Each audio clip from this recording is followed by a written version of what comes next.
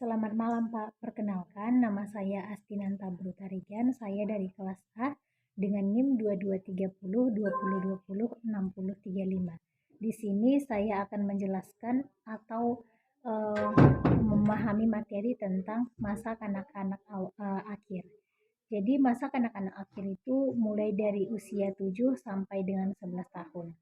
Dan di sini saya akan menjelaskan tentang bagaimana perkembangan fisiknya, perkembangan kognitifnya, perkembangan bicaranya, perkembangan moralnya, kegiatan bermainnya bagaimana, minat membaca, kemudian teman sebayanya itu seperti apa.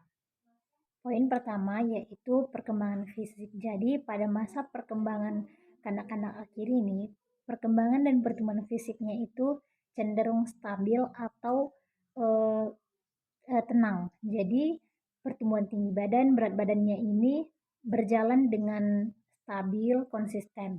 Nah, jadi pada masa perkembangan kanak-kanak akhir ini juga anak-anak itu baik untuk mengonsumsi banyak gizi agar pertumbuhannya itu berjalan dengan baik. Nah, yang kedua yaitu perkembangan kognitif. Jadi perkembangan kognitif ini lebih cenderung ke cara pola pikir si anak. Jadi pada masa kanak-kanak akhir ini eh, pola pikir eh, pola pikirnya ini sudah mulai konkret, di mana yang sebelumnya itu pola pikirnya itu masih samar-samar. Namun setelah memasuki perkembangan masa kanak-kanak akhir, di sini pola pikirnya sudah mulai komplit atau sempurna, yaitu nama lainnya konkret. Yang ketiga yaitu perkembangan bicara. Jadi perkembangan bicara eh, anak-anak masa akhir ini sudah menjadi lebih baik, di mana pada masa anak-anak akhir ini kosakatanya juga bertambah seiring dengan waktu. Dan di sini dia juga sudah mulai bisa dengan baik bagaimana caranya berkomunikasi kepada orang lain, bagaimana caranya berkelompok.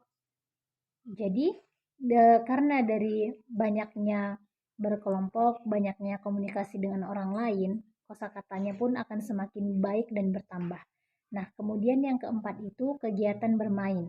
Jadi, kegiatan bermain pada masa kanak-kanak akhir ini tidak hanya di lingkungan keluarga, namun sudah mulai ke sekolah dan juga masyarakat.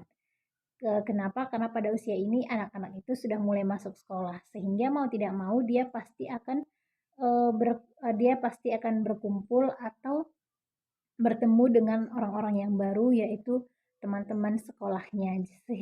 Sehingga kelompok bermainnya ini tidak hanya di rumah saja, namun kelompok bermainnya juga sudah di lingkungan sekolah dan juga lingkungan masyarakat.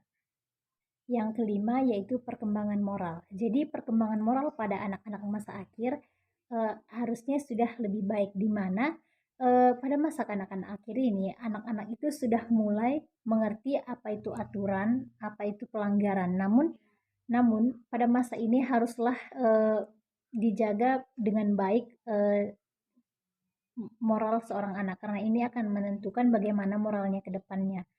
Oleh karena itu, haruslah dijaga yang pertama lingkungan dari seorang anak ini. Kita harus mengerti bagaimana menempatkannya di lingkungan yang benar dan di lingkungan yang tepat agar moral yang terbentuk itu moral yang baik. Karena pada masa kanak-kanak ini, anak-anak itu sangat mudah terpengaruh oleh lingkungan dan juga pertemanannya. Yang keenam yaitu minat membaca. Di sini minat membaca seorang anak itu masih sangat besar. Semangat dan juga eh, keinginannya membaca itu masih kuat karena dia masih percaya dengan dunia-dunia hayalan. Sehingga hal ini yang membuatnya sangat tertarik dan sangat berminat untuk membaca banyak buku, seperti membaca buku-buku cerita, buku dongeng. Yang terakhir, yang ketujuh yaitu teman sebaya. Jadi, teman sebaya bagi anak-anak pada masa akhir ini sangatlah berpengaruh, di mana teman sebayanya ini bisa jadi teman-teman satu sekolahnya ataupun teman-teman sebaya yang di luar sekolahnya, yaitu di sekitaran lingkungannya. Jadi, teman sebaya ini dapat memberikan pengaruh besar, baik itu pengaruh positif maupun negatif. Oleh karena itu, pada masa ini haruslah diawasi dengan baik, harus diperhatikan dengan betul oleh orang tua ataupun lingkungannya, teman-teman sebayanya ini seperti apa, akan memberikan dampak positif ataupun negatif. Sekian penjelasan materi dari tentang masa kanak-kanak akhir dari saya. Eh, jika ada kesalahan dan kekurangan saya ucapkan mohon maaf dan terima kasih.